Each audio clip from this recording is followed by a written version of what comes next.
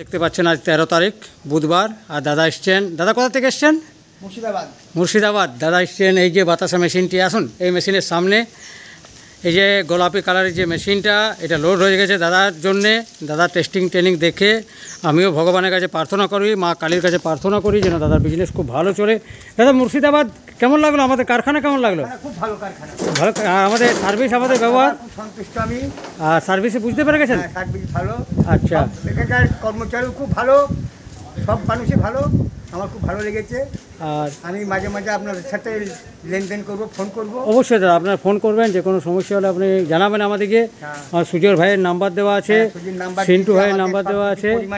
সব লিখে দিয়েছে আমাকে সব। বাহ, আর কোনো অসুবিধা হয়নি? পারবেন তো? হ্যাঁ, ও কোনো ব্যাপার নেই, সব ঠিক করে নেবো। ঠিক আছে দাদা, থ্যাংক ইউ, ধন্যবাদ। যদি কোনো অসুবিধা হয় হ্যাঁ, তখন আমি আপনাকে জানাবো, যেন কারেন্টলি যেন আমি ব্যবস্থা নিই। কেমন কেমন লাগলো আমাদের সার্ভিস?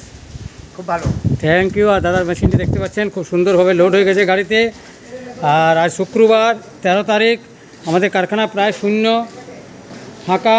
তবু এদেরকে রিকোয়েস্টে এনে দুটো মেশিনে আমাকে ফিটিং করতেই হলো। খুব এমার্জেন্সি আছে, খুবই চাপ আছে। আপনারা দেখতে পাচ্ছেন প্রতিদিন নতুন নতুন মেশিন আমাদের লোড হয়ে যাচ্ছে, একটা মেশিনও স্টক হতে পারছে না। শুধুমাত্র আপনাদের ভালোবাসা এবং আশীর্বাদে মা কালী অটোমোবাইল ওয়ার্কশপ এত উপরে। থ্যাংক ইউ, ধন্যবাদ।